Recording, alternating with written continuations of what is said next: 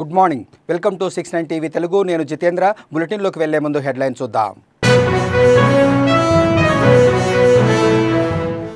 DSC అంటే చంద్రబాబు, చంద్రబాబు అంటే DSC.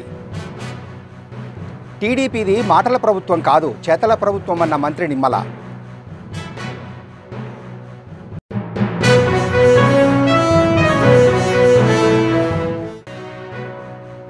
కూటమి ప్రభుత్వం ప్రజలను మభ్యపెట్టేలా వ్యవహరిస్తుంది. ప్రజాప్రతినిధులే రోజుకో ప్రకటన చేస్తూ కన్ఫ్యూజ్ చేస్తున్నారన్న ఎమ్మెల్సీ దువ్వాడ.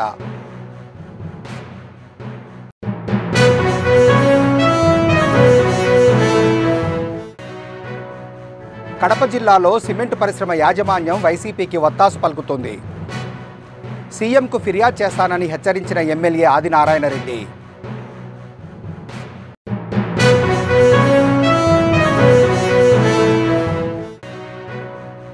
అల్లూరు జిల్లా పెదబైలు మండలంలో భారీ వర్షానికి 2 ఇళ్లు నేలమట్టం. ప్రభుత్వమే ఆదుకోవాలని కోరుతున్న బాధిత గిరిజనులు.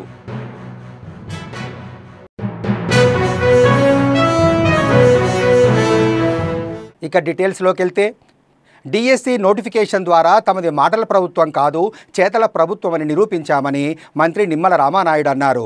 పశ్చిమ గోదావరి జిల్లా పాలకొల్లులో డిఎస్సి అభ్యర్థుల సంబరాల్లో పాల్గొన్న మంత్రి మాట్లాడుతూ, డిఎస్సి అంటే చంద్రబాబు, చంద్రబాబు అంటే డిఎస్సి అని మంత్రి వ్యాఖ్యానించారు. మొత్తం 1.8 లక్షల ఉపాధ్యాయ పోస్టులు భర్తీ చేసిన ఘనత చంద్రబాబుదేనని మంత్రి నిమ్మల తెలిపారు. చంద్రబాబు నాయుడు గారు మీ మహిళలు ఏదైతే కట్టెలపై పెట్టుకుని ఆ కట్టెల పొగ నోట్లో పీల్చుకుని మరి లంగ్ క్యాన్సర్, లంగ్ ఇన్ఫెక్షన్ కి ఫాలో అవుతూ ఉన్నారు. అటువంటి ఆరోగ్యాన్ని కాపాడాలని చెప్పి ఆ రోజు దీపం 1లో మీ అందరికీ కూడా గ్యాస్ సిలిండర్ల కనెక్షన్లు ఇచ్చినటువంటి ఘనత నారా చంద్రబాబు నాయుడు గారిది. మళ్లీ ఈ రోజు దీపం 2లో సంవత్సరానికి 3 గ్యాస్ సిలిండర్లు. కూటమి ప్రభుత్వం ప్రజలను మభ్యపెట్టేలా వ్యవహరిస్తుందని వైసీపీ ఎమ్మెల్సీ దువ్వాడ శ్రీనివాస్ మండిపడ్డారు. కూటమి ప్రజాప్రతినిధులే రోజుకో ప్రకటనలు చేసి ప్రజలను తప్పుదోవ పట్టిస్తున్నారని ఆరోపించారు. చంద్రబాబు కూడా ఎయిర్పోర్టు విషయంలో ద్వంద్వ వైఖరిని అనుసరిస్తున్నారని, ఆయన చెప్పే మాటలకు చేసే పనులకు సంబంధం లేకుండా ఉందన్నారు. ప్రజలు కూటమి నేతల మాటలు విని మోసపోవద్దన్నారు ఎమ్మెల్సీ దువ్వాడ శ్రీనివాస్. ఏమంటే పలాసలో ఎయిర్పోర్ట్ కడతాం, సంతబొమ్మాళ్ళ దగ్గర ఎయిర్పోర్ట్ కడతాం. అసలు శ్రీకాకుళం జిల్లాలో కళింగపట్నంలో ఎయిర్పోర్ట్ కడతామని ఎప్పుడో చెప్పారు 30 సంవత్సరాల క్రితం. అది విడిచిపెట్టేసి ఇప్పుడు ఇక్కడ కడతాం, సంతబొమ్మాళ్ళ దగ్గర కడతాం, లేదా ఎయిర్పోర్ట్ ఏమైనా బస్ స్టాప్ నమ్మడానికి ఏమైనా ప్రజలు అమాయకులు అనుకుంటున్నారా? నువ్వు ఎయిర్పోర్ట్ ఎందుకు కట్టాలనుకుంటున్నావు చెప్పు, ఏంటి అవసరమో చెప్పు. ఓకే కడతానన్నావు. మన సంతబొమ్మాళ్ళన్నా ఇప్పుడు కేంద్ర మంత్రి మాట్లాడుతున్న మాటలు ఈ పలాసలో అంటారు. నిన్నటికి నిన్న అంటాడు గోవాలా చేస్తానని. గోవా అన్నటువంటి ప్రాంతం ఏర్పాటై నేటికి 100 సంవత్సరాల చరిత్ర ఉంది. బ్రిటిష్ కాలం నుంచి దానికి చరిత్ర ఉంది. మళ్ళీ భారతదేశంలో 2వ గోవాని మనం చూడలేకపోయాం. ఎవడికి అమాయకుల్ని చేయాలనుకుంటున్నారు, ఎవడికి మోసం చేయాలనుకుంటున్నారు? వారు అని గోవా చేస్తా. మీకు దమ్ముంటే, మీకు శక్తి ఉంటే కేంద్ర మంత్రిగా కానీ, రాష్ట్ర వ్యవసాయ శాఖ మంత్రిగా కానీ మీరేం చెప్పారు? ఏప్రిల్ 1923వ సంవత్సరంలో జగన్మోహన్ రెడ్డి గారు 60 సంవత్సరాల నాటి కళ భావనపాడు వైఎస్ఆర్ జిల్లాలోని అల్ట్రాటెక్ సిమెంట్ ఫ్యాక్టరీ వ్యవహారంపై బీజేపీ ఎమ్మెల్యే ఆదినారాయణ రెడ్డి స్పందించారు.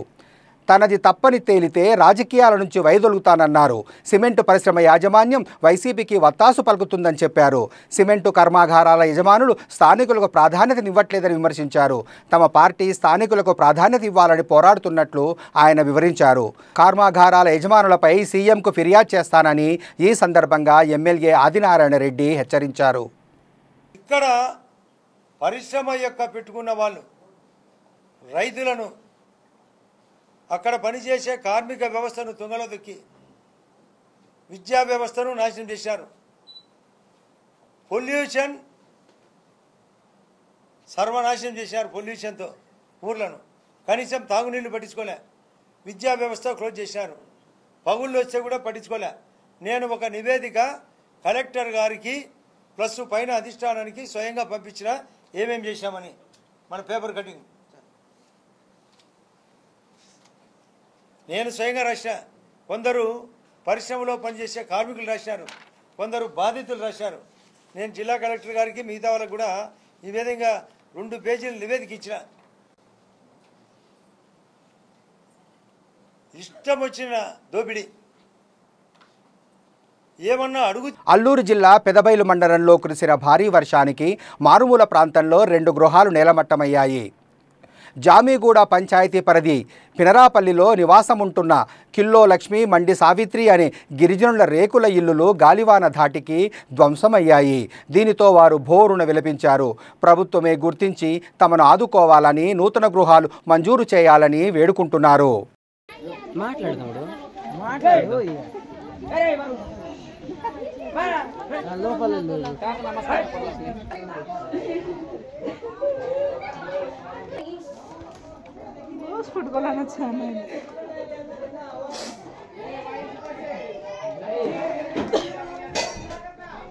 సంగారెడ్డి జిల్లా సదాశివపేట పట్టణ పరిధిలోని శ్రీ వాసవి కన్యకా పరమేశ్వరి ఆలయంలో దిడ్డి నాగేష్ కుటుంబ సభ్యులు ఏర్పాటు చేసిన పూజా కార్యక్రమంలో మాజీ మంత్రి హరీష్ రావు, సంగారెడ్డి ఎమ్మెల్యే చింతా ప్రభాకర్, బీఆర్ఎస్ నాయకులు పాల్గొన్నారు.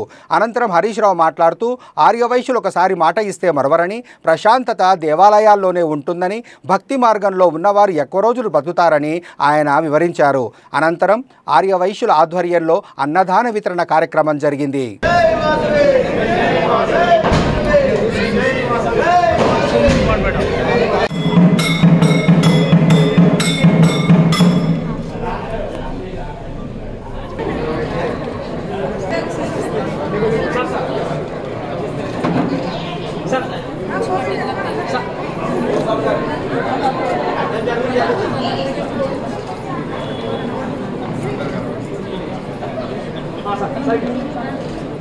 చూడనా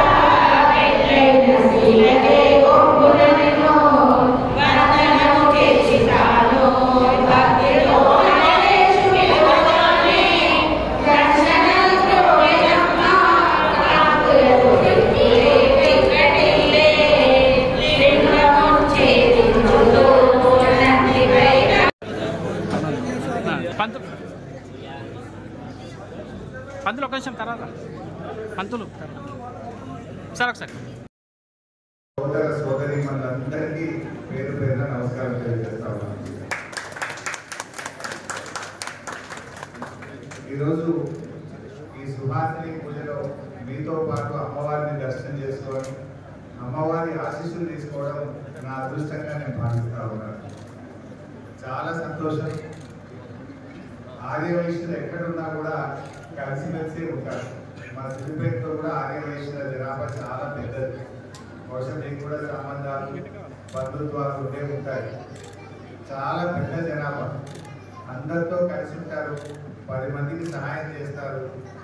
ఆధ్యాత్మిక కార్యక్రమాలైనా, ధార్మిక కార్యక్రమాలైనా, అన్నదాన కార్యక్రమాలు దేంట్లోనైనా ముందుండి ఉండేటువంటి వాళ్ళు ఎవరైనా ఉన్నారంటే ఆర్యవేశ్వరుడు. మా సిద్దిపేటలో అమర్నాథ్ అన్నదాన సేవా సమితి కానీ, కేదార్నాథ్ అన్నదాన సేవా సమితి కానీ, హనుమాన్ దీక్షలో చేసేవారికి దీక్షా కార్యక్రమం కానీ, అదేవిధంగా అయ్యప్ప స్వాముల దీక్షా కార్యక్రమం కానీ, అట్లా ఏ కార్యక్రమం చేసినా కూడా సహాయ సహకారాలు అందించడమే కాదు, ముందుండి దాన్ని నడిపించడంలో ఎప్పుడు కూడా అగ్రభాగాన్ని ఉంటారు. మా చింతా ప్రభాకర్ గారు కూడా ఎప్పుడు ఈ గురించి చాలా గొప్పగా చెప్తుంటాడు నాకు.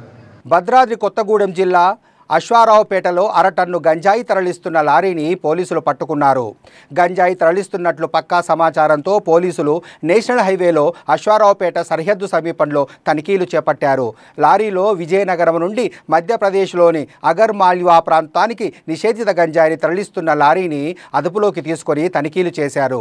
లారీకి వివిధ భాగాల్లో రహస్య అరలు అమర్చి వాటిలో పెద్ద మొత్తంలో 216 గంజాయి ప్యాకెట్లు గుర్తించి స్వాధీనం చేసుకున్నారు పోలీసులు.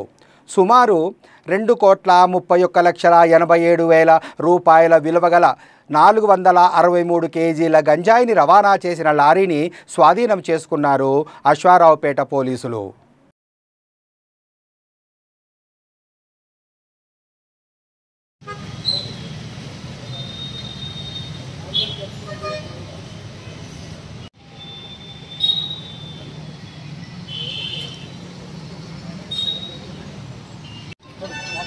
అన్నా ఒక్క నిమిషం ఆగన్నా.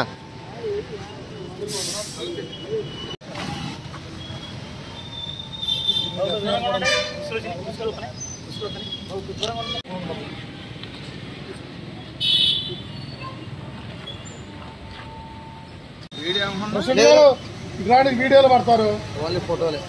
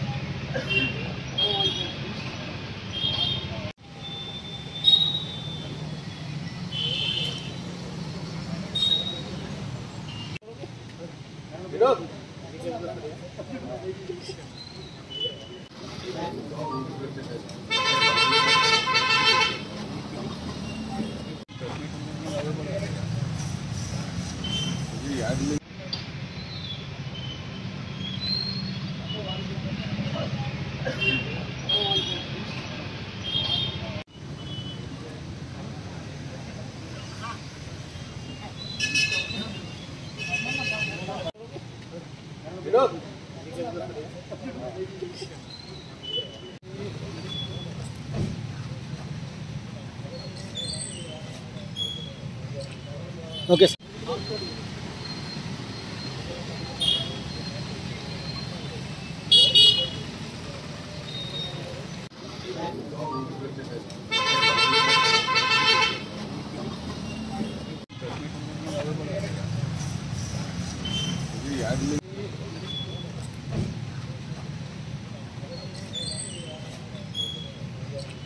ఓకే. ఈరోజు అశ్వారావుపేట ఎస్ఐ గారికి ఒక పొద్దున 7 గంటల సమయంలో ఒక నమ్మదగిన సమాచారం వచ్చింది.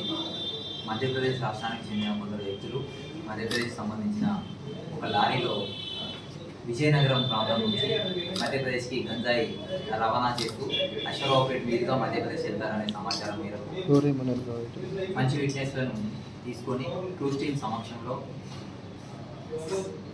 మన పేపర్ బోర్డు ఆపోజిట్ ఏరియాలో వెయిట్ చేస్తుండగా ఒక 11 గంటల సమయంలో మధ్యప్రదేశ్ సంబంధించిన MP 09HH8811 సంబంధించిన లారీ గంజాయితో వచ్చింది. అందులో ఒక 3 వ్యక్తుల్ని మేము ఐడెంటిఫై చేయడం జరిగింది. అందులో ఒక అతను డ్రైవర్గా ముఖేష్ ఉన్నారు, రాజేష్ అండ్ సాలగ్రామ్. వీళ్ళు 3 కూడా మధ్యప్రదేశ్ రాష్ట్రానికి చెందినవారు. వీళ్ళు 3 రాజేష్ అనే అతని యొక్క లారీ అది. తర్వాత ముఖేష్ కూడా ఒక చిన్న బండి ఉంటుంది, అతను కూడా డ్రైవర్గా పనిచేస్తాడు. సాలగ్రామ్ వీళ్ళిద్దరికి కూడా ఫ్రెండ్గా ఉంటాడు. ఈ ముఖేష్ అనే వ్యక్తికి ఠాకూర్ అనే వ్యక్తి ఫోన్లో పరిచయం అవుతాడు. పరిచయం అయిన తర్వాత శంకర్ సింగ్ అనే వ్యక్తి ద్వారా ఠాకూర్ పరిచయం అవుతాడు ఫోన్లో. ఠాకూర్ వీళ్ళకి ఒక డీల్ ఇస్తాడు, మేము మీకు ఒక 5 లక్షల రూపాయలు ఇస్తాం, ఇమీడియట్గా మీరు విజయనగరం నుంచి ఇక్కడికి మధ్యప్రదేశ్ తీసుకొచ్చి ఈ గంజాయిని మాకు సప్లై చేయాలి. మీకు అక్కడ సోమనాథ్ అనే వ్యక్తి, ఒరిస్సాకు సంబంధించిన సోమనాథ్ అనే వ్యక్తి దీన్ని సప్లై చేస్తారని చెప్పడం జరిగింది.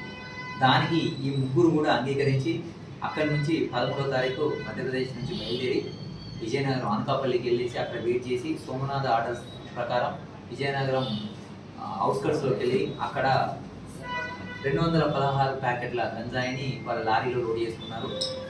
ఇది లారీలో కేబిన్లో, తర్వాత కేబిన్ పైన ఉన్న స్టాండ్లో, తర్వాత వెనక ఖాళీ పట్టాల మధ్యలో ఈ 216 ప్యాకెట్ల గంజాయిని కూడా బ్రౌన్ కలర్ ప్యాకెట్లో ఉన్న గంజాయిని కన్సీల్ చేయడం జరిగింది. దాన్ని ఎస్ఐ గారు వాళ్ళ సిబ్బందితో ఈరోజు అక్కడ పట్టుకున్నారు. పట్టుకొని పంచనామా నిర్వహించారు. పంచనామా ప్రకారం నిర్వహించి దాంట్లో 463 కిలోల 740 గ్రాముల గంజాయిని సీజ్ చేయడం జరిగింది. ఇది ఓపెన్ మార్కెట్లో 2,31,87,000 రూపాయల వర్త్ కలిగిన గంజాయిని సీజ్ చేశాం. చాలామంది వ్యక్తులు, ఇందులో 6 అక్యూజుల్లో మేము సైడ్ చేసాం. ఇప్పుడు మా దగ్గర ఉన్న 3 వ్యక్తులు అదే రకంగా దీనికి 5 లక్షలు ఇచ్చి దాన్ని అమౌంట్ సమకూర్చి దీన్ని మధ్యప్రదేశ్ దాకా తీసుకెళ్లే వ్యక్తి అయిన ఠాకూర్, అతని పరిచయం చేసిన శంకర్ సింగ్, ఒరిస్సా నుంచి దీనికి సప్లై చేసిన సోమనాథ్ అనే 6 కూడా మేము అక్యూడ్గా సైడ్ చేయడం జరిగింది. వీళ్ళకి సంబంధించి వీళ్ళని రేపు కోర్టులో ప్రవేశపెట్టడం జరుగుతుంది. ప్రజలందరికీ మా యొక్క విన్నపం, ఎవరికైనా కూడా గంజాయికి సంబంధించిన సమాచారం ఎవరికి తెలిసినా కూడా ఇమీడియట్గా పోలీస్ వారికి సమాచారం అందించండి. లేకపోతే 100కైనా చెప్పి సమాచారం అందించండి. తప్పకుండా ఎట్టి పరిస్థితుల్లో సమాచారం అందించిన వారి వ్యక్తుల యొక్క ఇన్ఫర్మేషన్ మేము గోప్యంగా ఉంచడం జరుగుతుంది.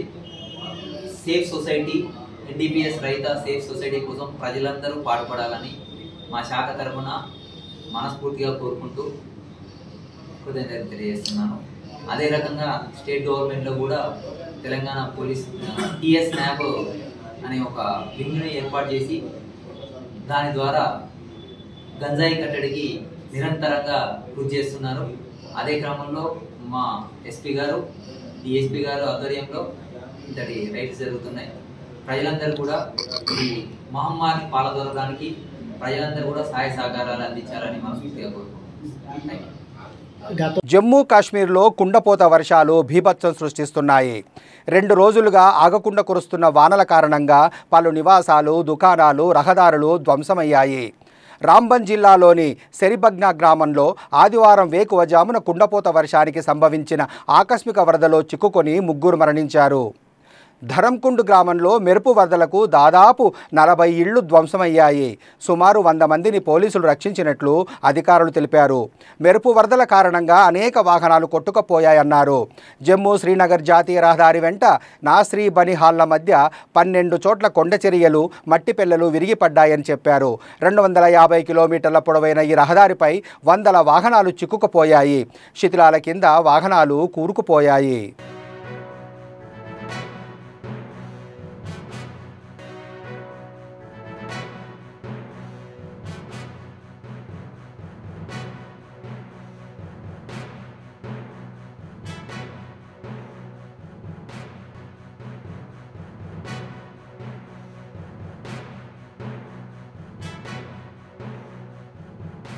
వికారాబాద్ జిల్లా తాండూరు పట్టణంలో కొలువుతీరిన శ్రీ భావిగి భద్రేశ్వర జాతర బ్రహ్మోత్సవాలు అత్యంత వైభవంగా జరుగుతున్నాయి. ఇందులో ప్రధాన ఘట్టమైన రథోత్సవ వేడుక ప్రశాంతంగా ముగిసింది. ప్రతి ఏడాది చైత్రమాసంలో జరిగే బ్రహ్మోత్సవాల్లో రథోత్సవం, లంకాదహన వేడుకలు కన్నుల పండుగగా జరుగుతాయి. తాండూరుతో పాటు కర్ణాటక, మహారాష్ట్ర ప్రాంతాలకు చెందిన భక్తులు వేలాదిగా ఈ వేడుక చూసేందుకు తరలివచ్చారు. ఈ రథోత్సవ వేడుకలకు చేవేళ్ల ఎంపీ కొండా విశ్వేశ్వర్రెడ్డి, రాష్ట్ర చీఫ్ విప్ మహేందర్ రెడ్డి, స్థానిక ఎమ్మెల్యే మనోహర్ రెడ్డి, మాజీ ఎమ్మెల్యే రోహిత్ రెడ్డిలతో పాటు పలువురు ప్రజాప్రతినిధులు పాల్గొన్నారు.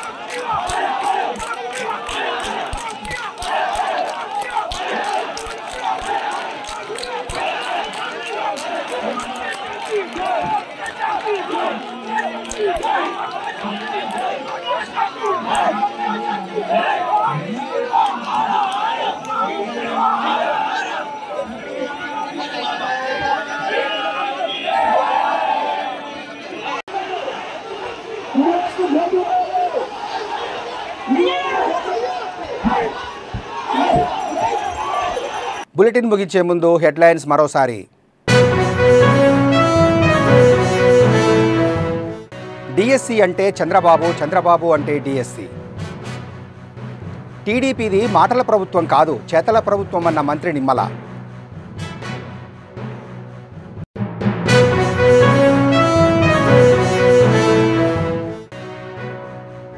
కూటమి ప్రభుత్వం ప్రజలను మభ్యపెట్టేలా వ్యవహరిస్తుంది.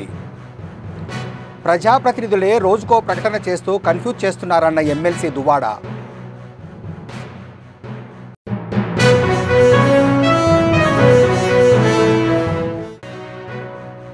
కడప జిల్లాలో సిమెంట్ పరిశ్రమ యాజమాన్యం వైసీపీకి వత్తాసు పలుకుతోంది. సీఎంకు ఫిర్యాదు చేస్తానని హెచ్చరించిన ఎమ్మెల్యే ఆదినారాయణ రెడ్డి.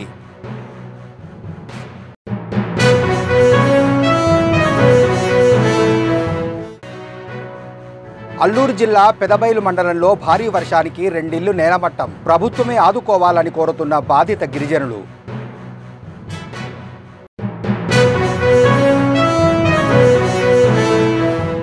మరిన్ని అప్డేట్స్ కోసం చూస్తూనే ఉండండి 69 టీవీ తెలుగు.